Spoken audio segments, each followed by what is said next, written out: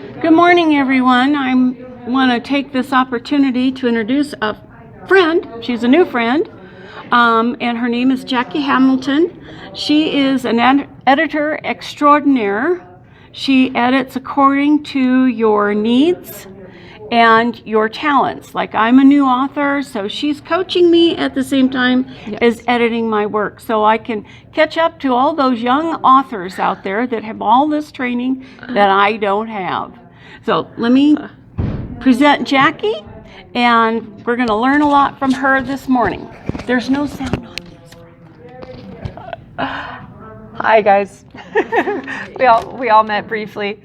Thank you guys so much for letting me come in and talk to you today. I was really excited to answer some questions. I did get some questions, pre-questions before today, but I'll leave some room for after to answer any more if you have any. I have been editing professionally since 2015. I specialize in genre and commercial fiction, basically the mass fiction that you write to be sold, less artsy, although I will work on that as well, but the intent of most of my authors are to sell. My belief is in structure. Strong structure creates a strong story without being formulaic. I believe that is possible. So as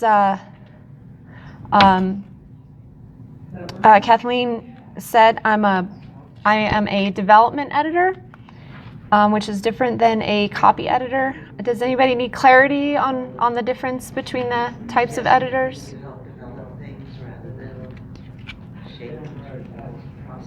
Yeah, I can help from start to finish. I work on the story itself, story structure, character development, all the way down to smaller techniques as mystery and narrative drive, voice, that kind of stuff, where a line editor or a copy editor works on the sentence level, working on word choice, punctuation, grammar, that kind of thing. And hopefully some of that is fixed along the way, but I don't concentrate on it. So if there's errors and stuff, it's not something I will go through and correct.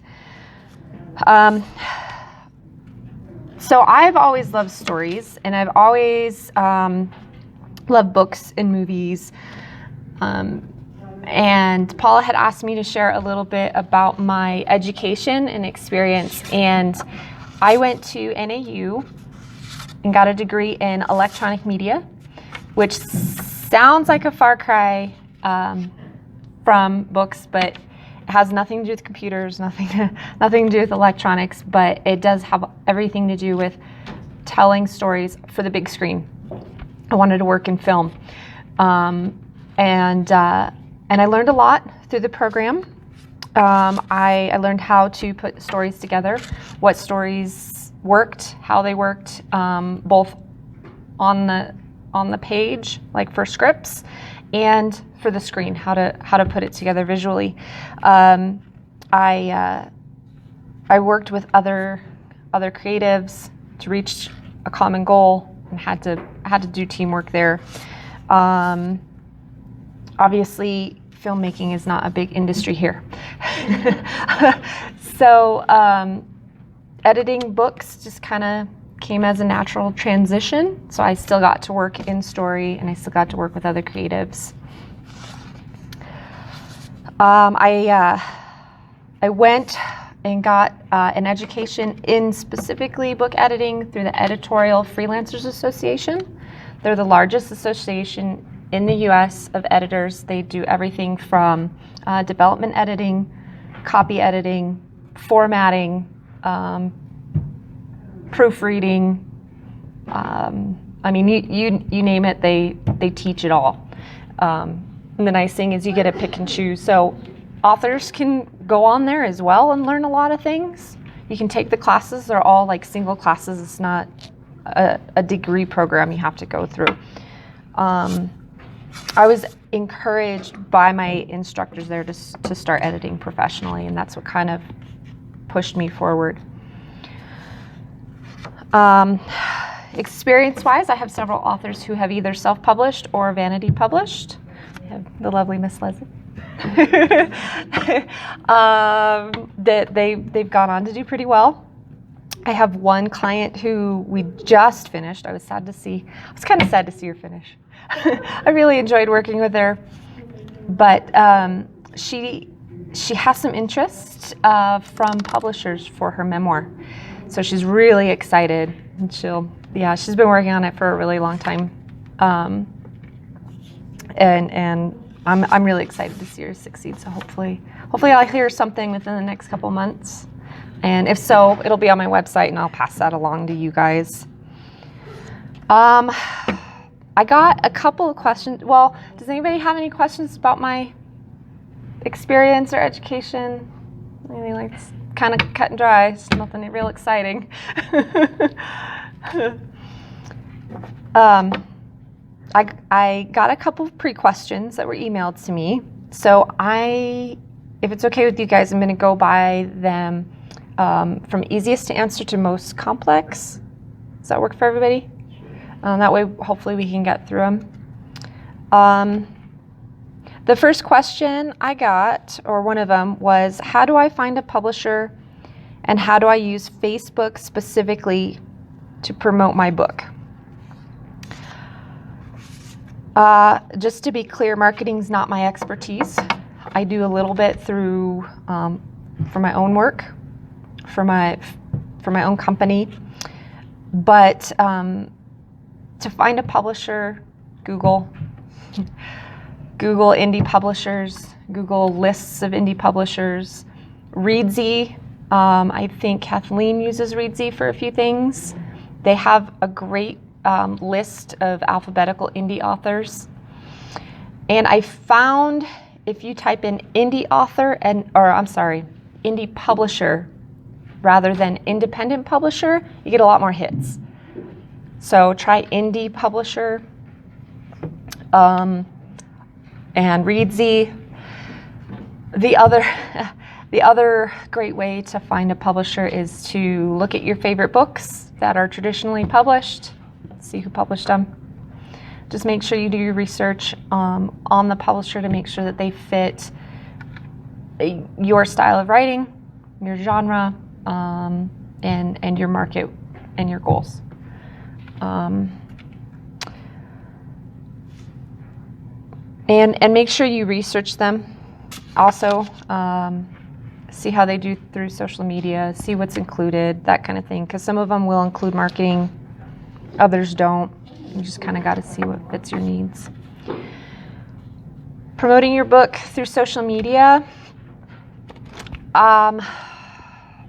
Social media is for connecting people to people. So the goal with social media should be to connect with potential readers, not necessarily promote your work. I suggest that you have an author website. Start there. Create and own an email list. Your email list is where you're going to sell your book.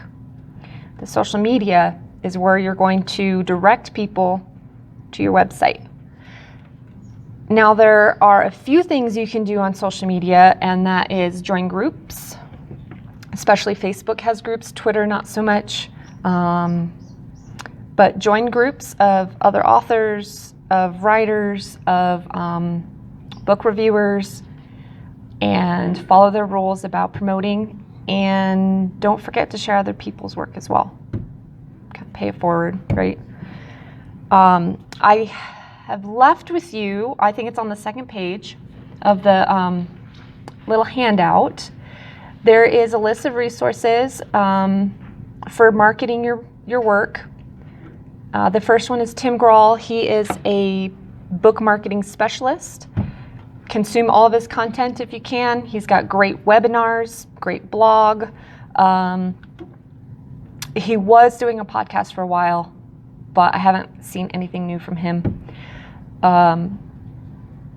Go there if you need hands-on help one-on-one help, I suggest Blossom Digital Media. They're actually local, and they work through the White Mountain Independent, but their website is there and their Facebook as well. And I talked to those girls a couple of months ago, I want to say about 9 months ago, and asked them if I could recommend authors see them, and they were really excited to hear to have me do that. So to contact them if you really need a lot of hands-on on the digital media. There's Mira Cawthon on there. She is an expert in blogging, email marketing, and Pinterest. Check out her website. And then if you want to dig a little deeper, Pat Flynn, he does all of that, and podcasts. So I suggest starting there, seeing what you can do on your own, and then move on. So, guess having questions on marketing that I might be able to answer? No? Perfect. Awesome. Moving right along. The second question. Is it easier to work with a first-time author or established author? Does it make a difference if established authors have worked with you before? For me, it's easier to work with an established author. They have experience. They need a little bit less explanation as to why there's an issue in their work. And they typically have written enough that the big bones are there, and they just need help with the story details. A lot of times they can fix things a lot easier as well. For example, this memoir I was working on, we decided to go with it non-chronologically. So, as you can imagine, it causes a lot of confusion sometimes as to what event happened when. And there were a few spots that were really confusing. I didn't know what happened first, how long the events had happened in between. And so I made her note. And she was able to fix the problem with 3 words. And that just comes with practice. That just comes with experience, comes with practice, and it comes from putting your work out there and asking for help. Newer authors tend to over-revise. You give an example, or you give a query, and instead of fixing it with 3 words, several paragraphs are added. And it can get a little frustrating for them as well, because then they just want to delete it. When a majority of the time it's really great stuff, it just kind of needs to be massaged a little bit. That being said, I like working with newer authors. I like working with both, but I like working with the newer authors because I like to give them the tools to not only work on the first book, the one that we're working on, but so that they learn things for the next books, so that it's things that can stay with them throughout their career, which is kind of a little bit like we're doing with Kathleen. And everybody needs somebody to look at. You start somewhere. You got to start somewhere. And I always enjoy working with clients that I've worked with before, whether they are new authors or already established authors, because we know how to communicate. We've already gone through the growing pains of figuring each other out. I know what to expect from their work. I can help them develop their voice a little bit stronger rather than working so hard on the mechanics of storytelling. I can see where they grow. I know what to expect from their weaknesses. And so there's already expectations set up, and that always makes things run a little smoother when you're working on their subsequent works. So, but everybody's. I have a follow-up question for that. Sure. Have you ever worked with somebody who just really resisted? Yes, I have. I have. I've worked with this particular gentleman I have in mind for a long time, and he does like to resist. I will dig my heels in for a few things, let other things go, but ultimately it's his work, and I'm not, he's going to do with it what he wants, and that's fine too. It's important to set up expectations and goals. For example, I was working with somebody who really wanted a bestseller in a horror, and I love horror, but he had never read horror, and he never watched. He says he hates watching horror movies, and so I was like, well, you want a bestseller, and as you can imagine, there was every cliche. He thought he was being clever, and he eventually abandoned the project because there was just too much to to work on. It was interesting. Men are really bad about it, that they won't read the genre that they want to write in. And it's really important to read in the genre you want to write in. Really important. You have to like it too. He didn't even like horror. It's like, then why bother? Can you imagine the nightmares you have? It's just funny. People are weird. I wondered if your experience was different than mine because they're actually paying you for this information, whereas when people have taken my class, I thought, well, maybe they're more resistant because they're not paying a lot for my class, but it's the same experience I had. It is. I don't get too many. He's really the one that I can, perfect picture. Some of it is.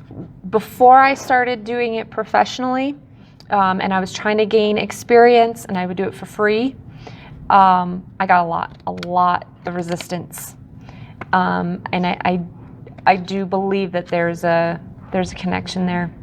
I think the ones who are willing to put forth and to pay for a service are more willing to take that advice. It's a waste of money if you don't, honestly, in my opinion. So, I'm not saying that every piece of advice or every suggestion I give should just be taken and run with. Personally, I like having open communication with my authors so that it still ultimately is their story. I won't ever change somebody's story. I'll just give them suggestions. So. And if I could just mention quickly that having worked with Jacque, and it was the first time I worked with anybody on any of my writing, and she was very good about the give and take, and I took a lot of her suggestions and I didn't take them all, and I never had the feeling that she got snarky with me or anything. Oh, good. No. Thank you. I try not to, because it's your work. Yeah. I don't want to force you into something that you're not happy with. You have to be happy with it. And I had that feeling. So, okay. Well, good. That's thanks. Any other questions about? I don't even remember working with New Time. Even in my writers groups, in my other writers group, we do a lot of critiquing. Mm-hmm. And I have this one lady, and she's in her 80s, so she's kind of set in her ways. And generally my advice for most people is tighten. You can say this in less words. Yes. And she said, what makes you an expert on it? And I said, well, in addition to my 21 books, I'm not the only one. I've said, this is what Stephen King says. Yeah. Yeah. And, well, then she kind of quieted down. Yes. Yeah. Yes. If you can cite somebody that's all the better. But definitely, you said 21. That I'd take your advice. Yeah. Yeah, it is. It is. How long does it take you to write a book? You know, it depends. In North Dakota, I wrote a first draft in about 3 months. Wow. But what could you do outside in the wintertime? Right. I can be outside more here, so 6 months maybe for first draft, and then I let it sit. Yeah. For months or even a year. That's a good idea. So maybe 2 or 3 years before I publish. That's excellent advice too. You got to let it sit and look at it with new eyes. It is the hard part, but It it's is. true, because I do that even with my columns. When I have rushed one out because I want it to be really topical right then, Mm-hmm. I almost invariably I will find edits that I wish I had made, and where if I just write one that can go out any time and let it sit for a month before I look at it again, it's hugely better. And you're not as fatigued with it, right? Right, and when you go back, you do see it with a fresh eye, and you pick things out that you didn't see before. Yeah. Yeah. So I think that's excellent advice. It is. Set it aside. Yeah. Yeah. Can I ask, there's such a nice small group. Can I ask what you guys are working on? What we're writing? What you're working on? What you're writing? Let's see, so I just published my first sci-fi mystery. I'm trying to work on another book in another mystery series, which I want to publish next year, and it's like I'm forcing myself to write a half page a day. Oh, wow. Until I get to that point where it just goes. Right, right. So, Do you write chronologically? You write from beginning to end? yes. Yeah. Yes, it works for some people to Yeah. write scenes, and I advise people, if you've got an idea for a great scene, write it. Yes.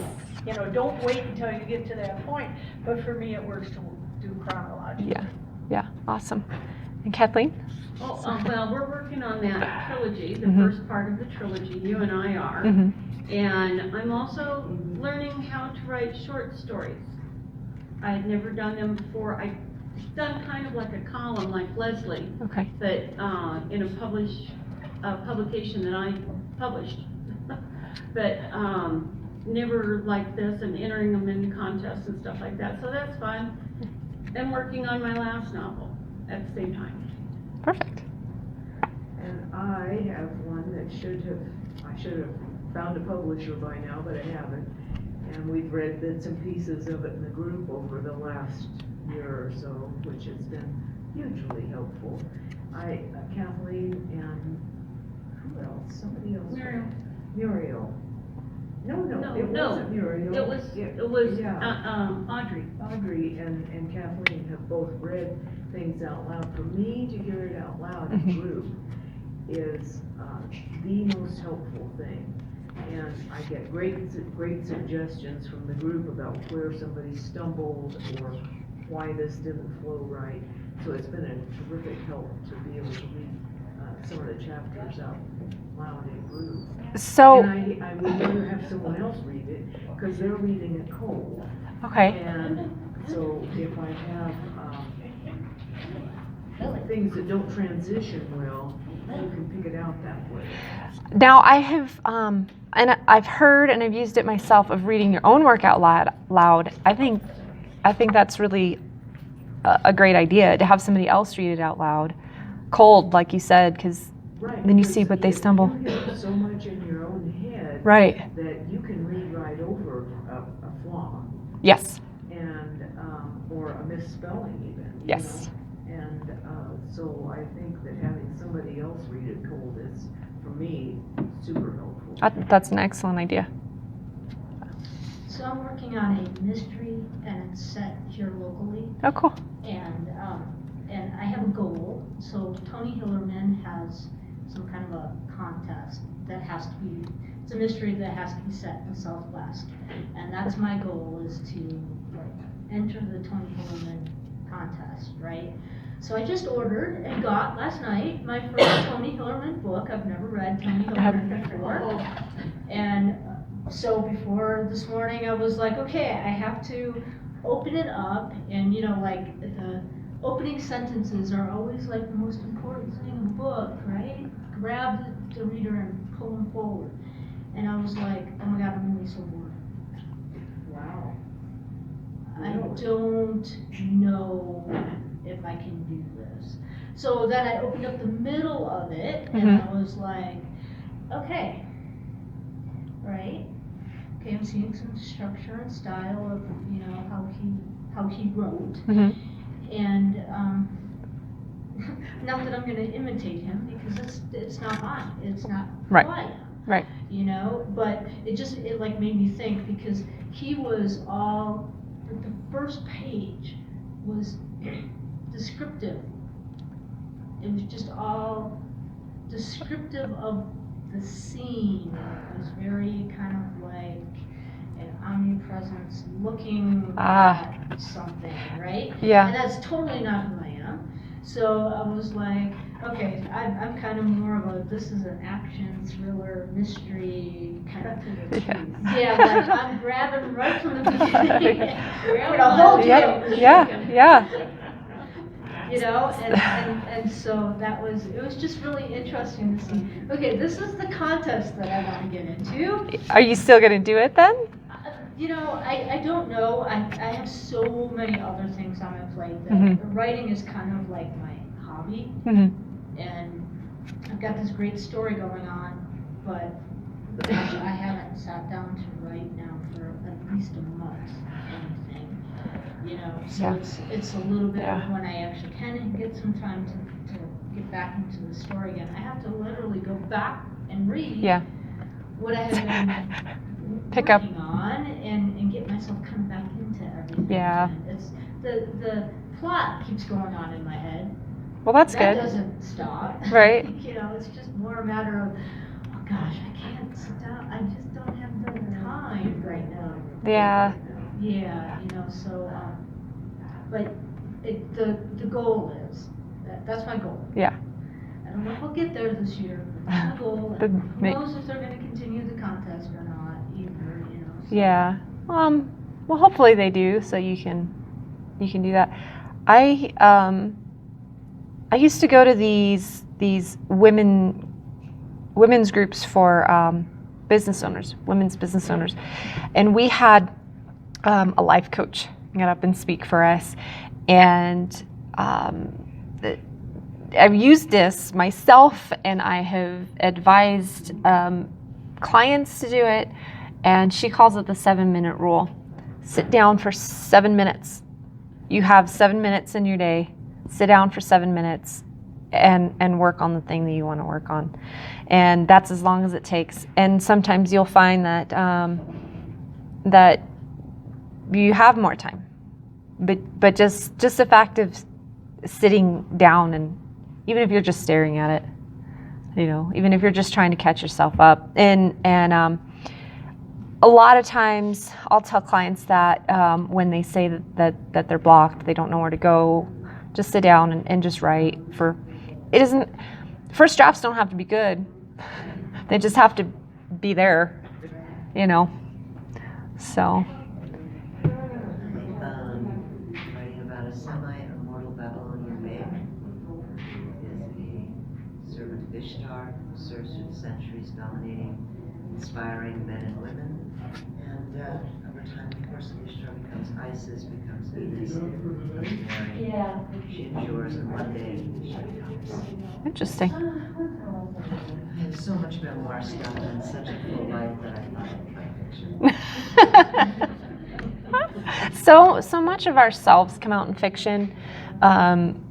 Everything from the concept to the characters. And I'm a past life regressionist, so. I'm sorry? I'm a clinical hypnotherapist. Okay. I've done years of news talk. So I believe that if we're not having had past lives and we're having parallel lives that we're looping through crew. So yeah, I slip in. But Yeah. Oh, yeah. There is a work of trying to make it fictional.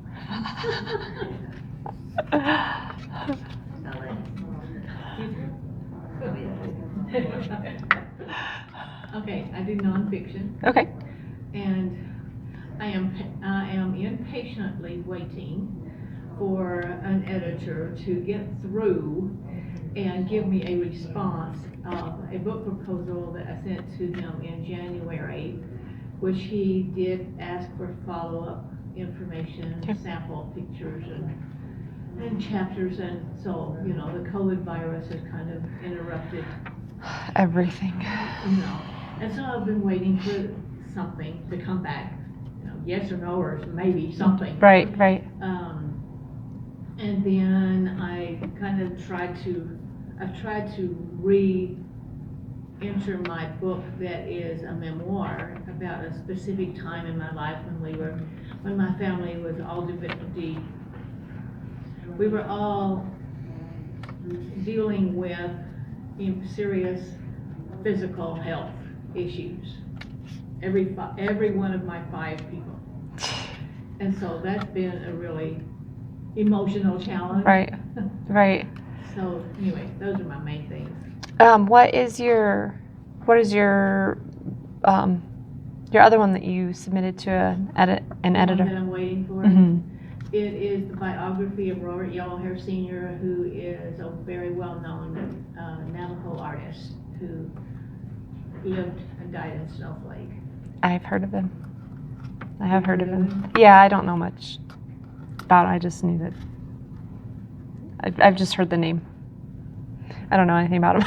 So that would be interesting. That'd be really interesting. We were his neighbor for a while. Oh, wow. And after he passed away, his wife asked me to write his biography. So Oh, it's been yeah. going through a lot of interviews. Yeah. Holy cow, that's a big undertaking. It has been fun. Good luck with that. I'll just be glad when things return, or at least we get a new normal. Yes, yes. I know I have some colleagues that they do take 6 months to get back. They just, their caseloads are huge, and editing takes time. Well, the editor actually is a submissions editor at the University of New Mexico Press. Oh, acquisitions? Yes. Okay, so he'll tell you if you wait forever on that one. That's encouraged. Yeah, I mean. Well, he replied to my initial communication proposal very quickly, which surprised me, and said that yes. So then that's when he asked me for some sample chapters and some sample illustrations, which happened to be Robert's paintings. Cool.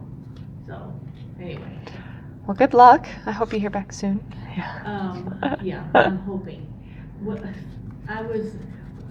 big reason why I was surprised that I got the positive response so quickly to my first attempt with him was that I had been told by 2 other publishers that it was not politically and culturally correct or acceptable for a white person to write the story of a Native American. PC culture. No comment. No comment on that. That does surprise me a little bit. That's unfortunate, Well, especially if his wife asked you to write it. well, they even told me that I couldn't write about my great-great-grandfather, who was a Cherokee. Our world today. What can I say? But say I, It. but for my great-great-grandfather, I said, tough it, I'm doing it anyway. Yeah, do it. Family. And You yeah, can always self-publish it. yeah, Yes. you can. Well, that one probably would be, You can. but okay. But the one that I presented to the university press, see, I need to have good pictures. So I don't trust self-publishing. That I haven't had experience with it, Mm. so I don't trust it to produce good pictures. Paula, have you had any issues with? I don't have any pictures in my books. Okay. But I have known people that have self-published, like family histories with pictures in. However, they were all black and white. Right. They had good experiences with black and white. I'm not sure about color. I would imagine it has a lot to do with the printer more than the self-publishing itself. If you can, it's a lot of work, but if you can find a printer that will do it. A lot of it depends on the quality of the prints. Mm-hmm.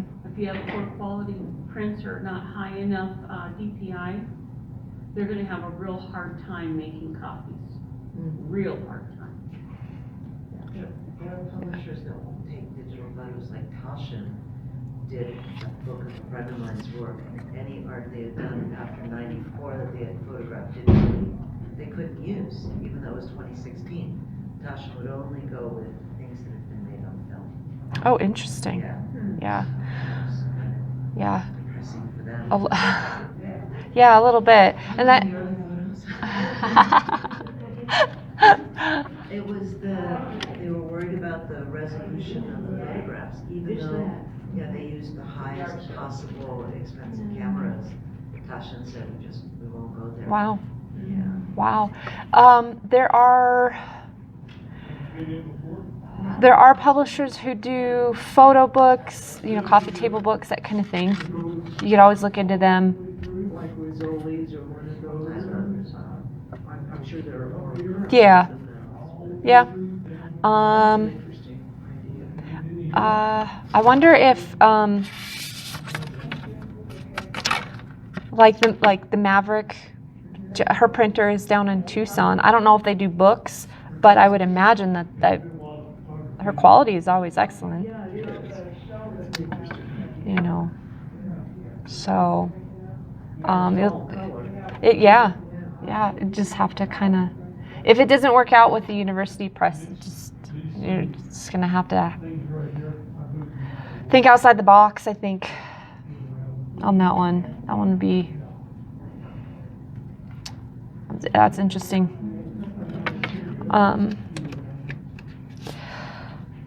Shall we move on to the next? I had one more question asked through email, and it's kind of a 5-part answer.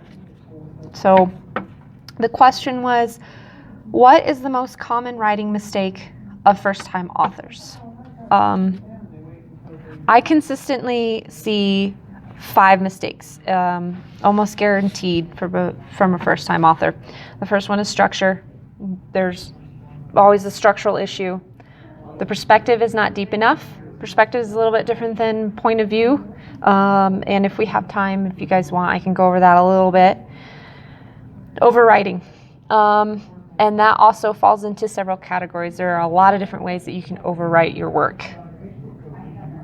The old standby of telling instead of showing. And too much thinking. Too much thinking. Did you guys want me to go over a few little things on that stuff? We have plenty of time. Okay.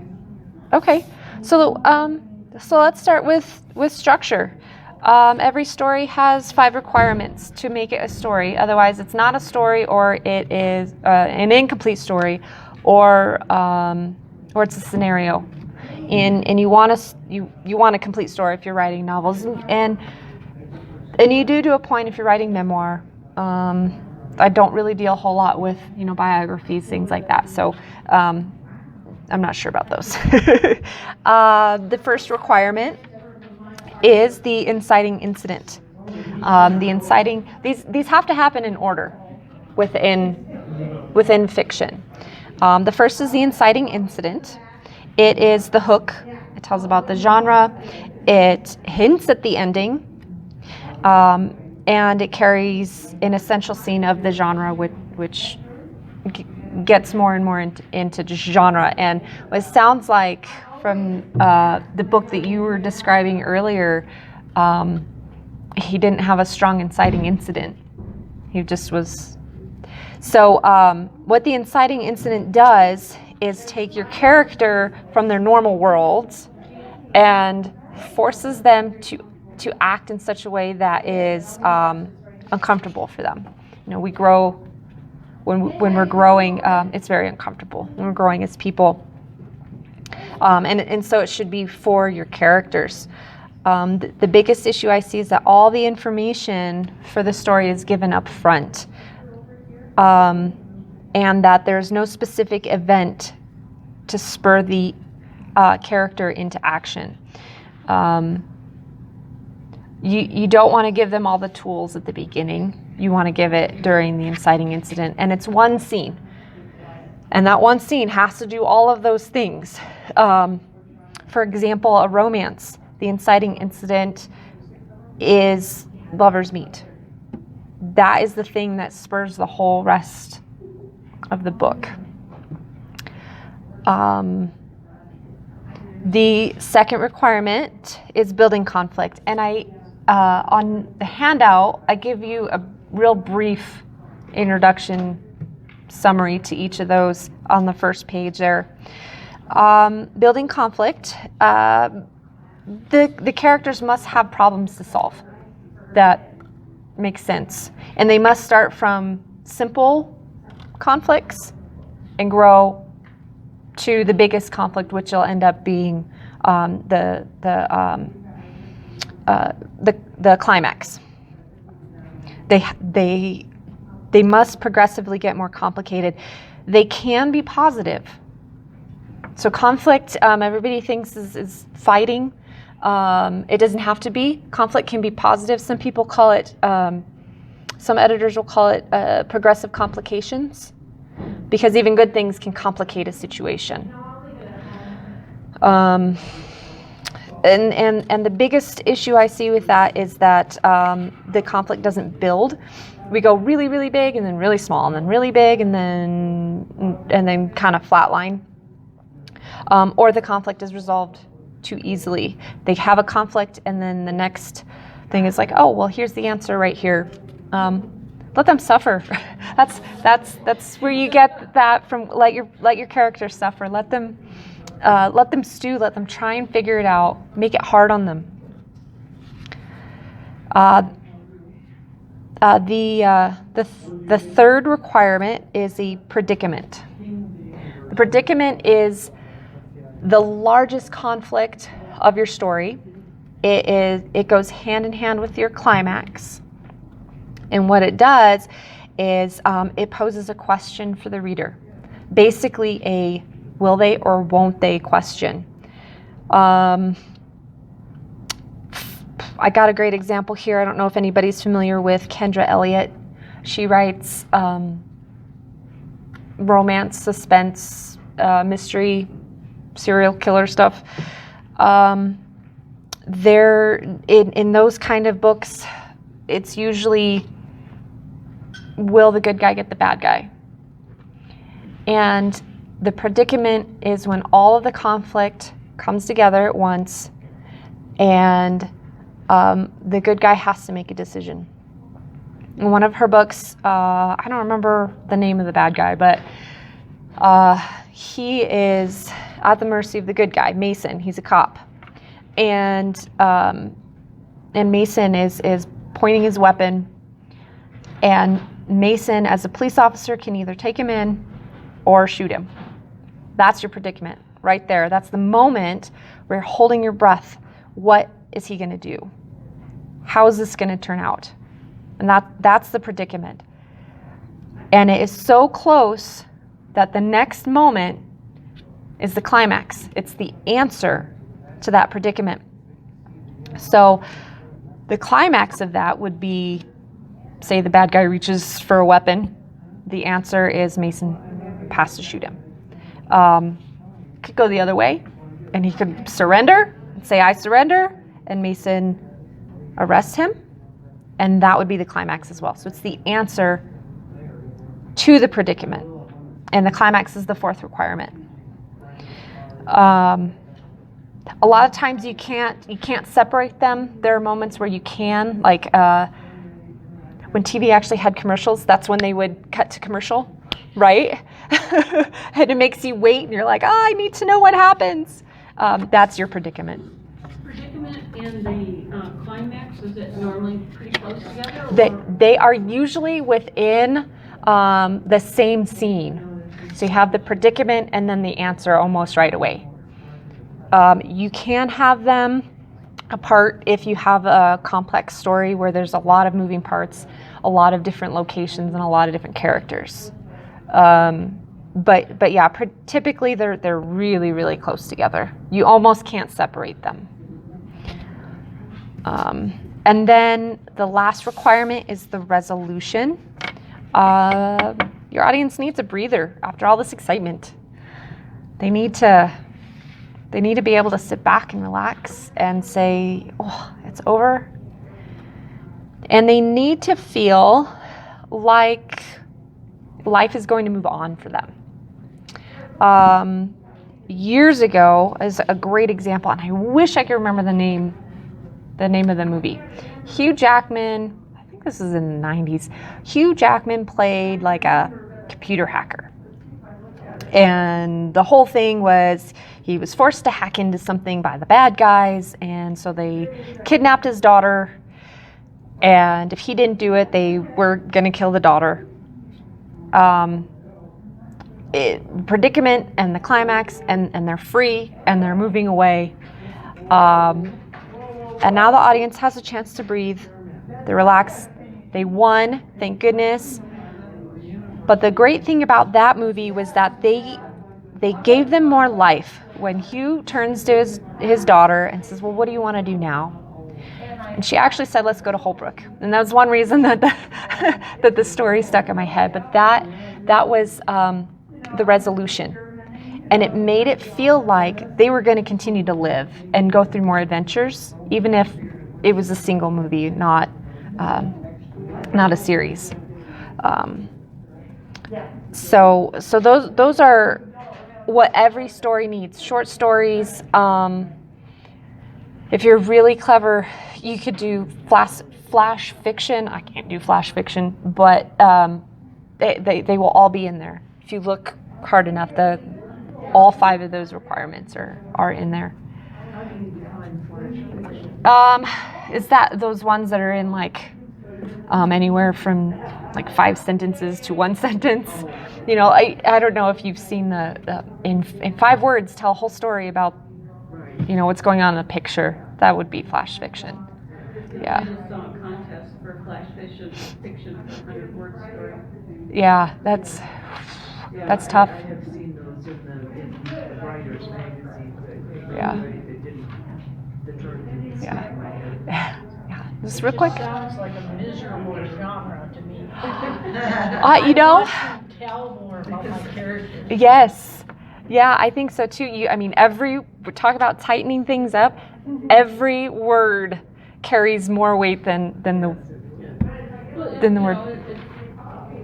One of the ones that you helped me with, the short story, Mm-hmm. And I had some comments back from some people, and they said, well, why didn't you develop this person up more and develop this person up more? I had to go from like 4,000 words down to 1,800. You know? Yep. Yeah, and that's when each word means so much more, and you really need to tighten it up. You don't have the room. No. You don't have the room. It always cracks me up, and there are other short story authors that are saying this. Why didn't you expand it? It's like, no room. It's like, it would be a really great novel, except it can't be because it's only 1,800 words. I had written a short story for a anthology, Mm-hmm. and I had to trim it down to 2,000 words, and it was to the point where my character was named CC, and he had to explain, why he just used his initials, and I had to change his name to Jeff. Because I did not have room to do that, and it was so miserable that I had to make it into a novel. Oh wow! Did you submit to the anthology then, or? Yeah, You did? it was published in Oh, cool. Anthology, and it was exactly 2,000 words. But, you know, I suppose it's a good exercise, especially if you tend to be wordy. Yeah. You know, a good exercise in making every word count. It is. It's a great and to show, to really show. Yeah, it is a good exercise if you have the time to do exercises. You had mentioned also one of the things with new authors, perspective, not Yeah. the point of view. Not the point of view. So perspective and point of view, this is kind of a concept I'm exploring a little bit more. A lot of times we talk about point of view, deeper point of view, and I have had so many authors that say, well, it's in third person point of view. I don't understand, and their characters are difficult to identify with and connect with and feel for. So I'm developing this concept of perspective. Point of view, when we look at it, is, you know, first person, third person, second person. You know, a lot of your blogs are second person now. And that tells us who the story is about in that scene, right? And say his name's John. You know, we know that this scene is in John's point of view because it says John and it says he. But that's all we're getting. We're not getting deeper into perspective, which is his way of looking at things, his feelings, his experiences, and his actions and his influence on the things that are around him. And we need that deeper perspective so that we can identify with the character. Stories are about evoking emotion and showing readers how to feel, what to feel. And we can't do that if all we're getting is a surface of a character. You know, all of our experiences, we can all live through an event at the same time, and each of us can have a different perspective on it. We're each going to take something different away, and so many times newer authors forget that and they don't go deep enough.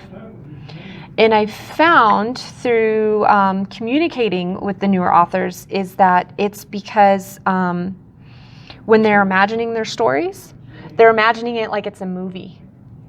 And so it's like they're looking at a screen and they're watching their characters move around. So you get, he picked up the pencil, he wrote this down. He did this, he did that, he did the other. When we should be looking at and imagining our stories as we are the character. How does he feel inside? Both physical sensations, mental, and taking that and bringing it out. It is a more complex technique, and it goes hand in hand with showing, but it really connects the reader to your story. You can create a character that is unlikable that you can still identify with. So it's not about liking the character. It's about understanding them and sympathizing and empathizing with them. Because each person's perspective is their truth. Yes. Yes. So you've got to present the truth as they see it, not as the rest of the characters necessarily see it. Right. That particular one does at that particular moment in time. Exactly. And one way to get deeper into perspective is to stay in one character's perspective and point of view for longer amounts of time. I'm saying pages and chapters rather than paragraphs. So. I think I've got a good example of that. Sure. In 2003, I published my first book, and it was 70,000 words. And after several years and several more books, I could not stand to look at it.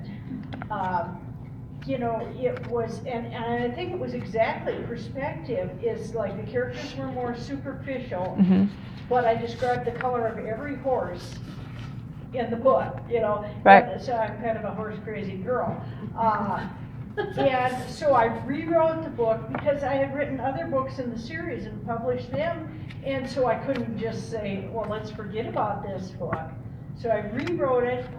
I took out all the colors of the horses and all this superficial stuff, but because I made the characters deeper and had a better perspective, it was still 70,000 words. Perfect. So So you got rid of you made it tighter, yeah. right? Yeah, I cut out a lot of Yeah. words, but still ended up with 70,000 because Yeah. I had more real characters in Yeah. it. Oh, that's awesome. Better on the book? I really don't know. I just know that people have said, you know, my books have gotten better as I've gone along, you know. I felt better about the book. It felt like it was something that I wanted to have out in front of the public. Awesome. And that's something too to talk about, you know, if you look at any author, famous authors, and their first books are not, I would like most of them, their first books usually aren't as rich as their most recent. And that's okay. You know, it's good to see, and it's good to be able to see that in your own work, that, well, my first ones are kind of but I'm getting better, and just signs of growth and experience, really. You know, the other side to that, I think, is there are a lot of authors, like when I'm in between good books, I like to read murder mysteries. And so I like, for instance, Jonathan Killerman. And yet I like his earlier books better because, and I've found this with quite a few of people in that particular genre, they get so formulaic that even though their writing may improve, their actual writing, they don't develop storylines like they did. It's Yeah. like they've almost got a blueprint that they just fill in the Yeah. blanks. And I find that disheartening to see with a, you know, a good Yeah. author, somebody you know can write. Yeah, you can definitely have that too. Romance is Oh, yeah. notorious for that. Mysteries are. If you've read one, you've read them all. Yeah, Nora Roberts. Yeah. It works for them. It made them a career, so Yeah, they're getting You know. John's other side was Jean Plady, which was some of the best historical fiction out there. no, I didn't know that she. Jean Plady I know the name. Jean Plady did brilliant historical biographies, Anne Boleyn, Catherine de' Medici, The Princess and the Towers, 20, 30 books of bibliography at the back. They're all fiction, 40s, 50s. Oh, they're historical fiction. So that's a different genre. So she had to pick a different formula. Yeah. I've not read her J.D. Robb books because she's a science fiction writer as well, under the name J.D. Robb. I've not read hers, but from what I understand, are pretty formulaic within themselves. So each J.D. Robb book is the same as well. Part of that, perhaps a publisher with a strong publishing schedule, so formulas get your books out. It's faster to write, and again, it's made her a career. So I change it. Yeah, I mean, if it works and you're making a living and. Yeah. People keep buying them. Right. Cry all the way to the bank. Right. And it's almost like they have created a genre of their own. right? You know what to expect when you pick up one of their books. Well, and there are people, I mean, a lot of people, my mom was able to sit with Daddy in front of the television and watch whatever he was watching on TV, and she could read the book. And I think a book like that, it would be perfect for that. You basically know what's happening, you're just killing time. Yeah. And you don't have to think about it. Yeah. Yeah. So I'm sure a lot of people have husbands with televisions. Yeah. That may be the audience Yeah. there. Yeah. And there's really nothing wrong with it. No. There isn't. Well, You know. because there's a high demand for it. There is. I like to see authors stretch. But now and then I do like to just, you read so many heavy things, or I read so much all the time. I'm like, I just want fluff. Yeah, I just want fluff. So, yeah. Palate cleanser, I guess. Yeah. It is. Escape. Yep.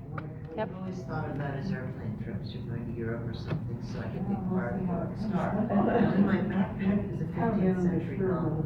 It will begin in an hour and 40 minutes. But until then, I will rot my brain. And I love the people in line behind me because they always judge. And they always think you must be the stupidest girl on earth. And I'm like, well, we won't discuss this, but the timer is starting in 15 minutes.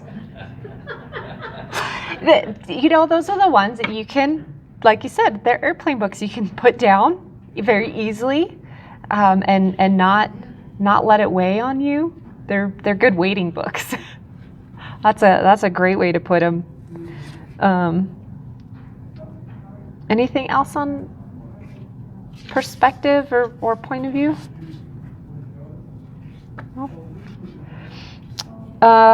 Telling instead of showing is a big one. That one's really closely related to perspective. It's overwriting. I somehow missed that one. Yeah. So overwriting is a little bit different than so overwriting. Usually, have you guys heard of info dumps? Yep. Oh, yeah. Overwritings are like info dumps. Everything. You get the character's life story at the beginning. So that is kind of like that is an aspect of overwriting. Things like trusting your reader also. They don't have to have all of the pieces all of the time. You want to cut back on some of those pieces so that there's mystery, so that they say, hey, I want to know, I want to figure this out.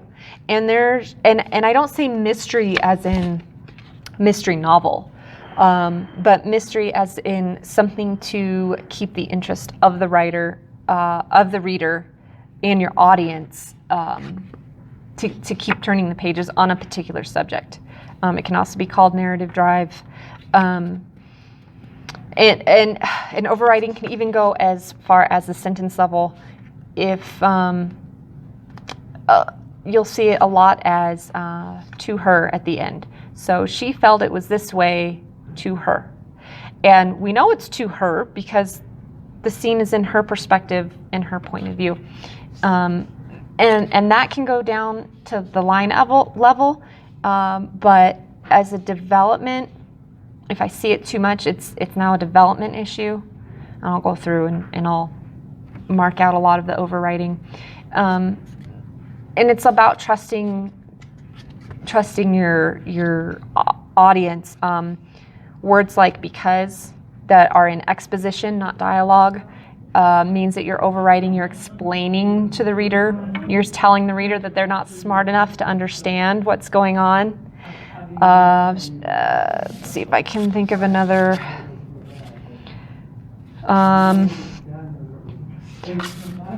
Things like, that one's perspective. But it's usually when you're explaining something, you got to let the reader, you got to trust your reader. Let them know. And no info dumps, if you can help it. Do you list of like the most common words that we should look to exclude?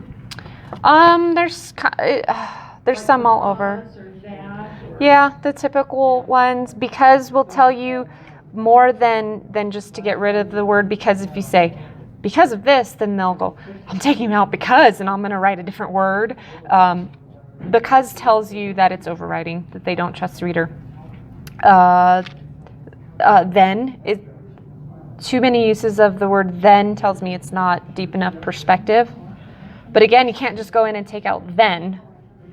You still need it once in a while. You still, yeah, you need it once in a while, just like very and just.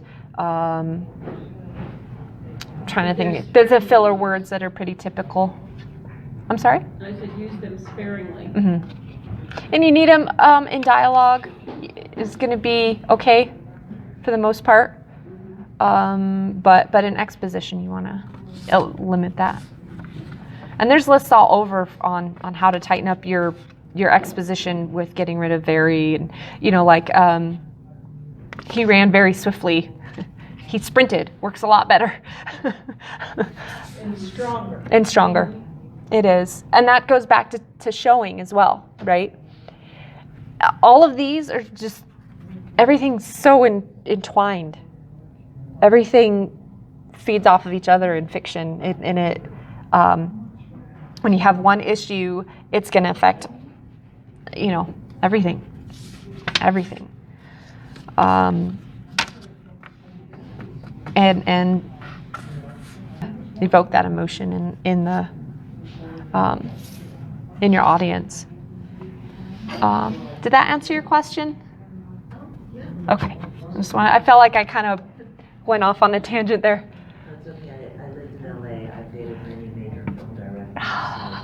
So film structure and stuff. I mean, Awesome. I have plenty of thoughts. Okay. The other major thing that I see a lot of is too much thinking. When your characters sit there and they think. Action reveals character. Thinking does not. Have them sitting and pondering. Don't have them sit and ponder. Even in literary pieces or what you probably hear of as character-driven, they can sit and ponder, but they must eventually act. They have to do something. I kind of liken it to when you're thinking of a friend, right? Well, I care because I'm thinking about my friend. Well, they don't know that you care because you haven't done anything. You have to show them by acting, by picking up the phone and talking to them. Right? Thinking really should be no more than a sentence or two, tops. Some of the most powerful inner thoughts that I've seen are one word. The other problem with overthinking is that it creates a very self-aware character. And if the character is self-aware and the character knows that they have a problem, there's no reason to give them outside forces to change because they know they have a problem. You can have characters that do know that they need to change, but something needs to force them to make that change. And those are typically outside forces. Again, there's literary fiction but most of the time, even that has some sort of exterior push. Something pushes them to change. Because if they're too self-aware, they need to know they need to change. They should just change, and there's no reason to have a story. And again, just keep it short. Action reveals character, not thinking. So, what a great use of thinking is to show a contrast between what the character thinks of themselves and what they're showing the world. So I actually just read a really great example yesterday. The character's new boyfriend wants to know what she's done with money that she earned when she was much younger. And she says to him, well, I've spent it here and there. I've dipped into it. I've spent it here and there. It's all gone. and her inner thought was liar. And so it shows the reader that that she's a contradictory person. And it does show that she is what type of person she is by letting her lie, and that she's okay with lying. And so it reveals character. So. In an instance like that, can you, I don't do fiction much, but can you have that serve as conflict, even if it's just a conflict within the same character? Yeah, absolutely. Absolutely. Yeah. And that in that scene in particular kind of is conflict. That's what You know, it's inner conflict because she has to decide what to say to him, how much to reveal to him, but she also knows that she's okay with lying, but maybe not too much, because liar is such a strong word. Instead of, oh, I just fibbed to him, it was liar, you know. So she's only saying it to herself, she can be honest. she could, yes. Smiling as she says it. Yeah. She's like being alone. Maybe. Yeah. Well, you know, if my new boyfriend was asking me about money, I'd probably lie to him too. Right. It's a thriller, so, you know, there's going to be something. I haven't seen it. I haven't finished reading it yet, but any other questions on thinking, on having your character think? I know it used to be a fault of mine where I write the thoughts in italics. And, I would have a whole paragraph of thoughts, and then there was a member of my writers group who called me on it. And so now I try to limit any thoughts to like 1 or 2 sentences. Yeah, I think they're more powerful that way. And how do we think? We typically, unless we're speaking out loud to ourselves, it's more natural for us to think in incomplete sentences, very quick. We don't keep our attention on one thing. We're always thinking about this and that and the other. And when you have paragraphs, it's.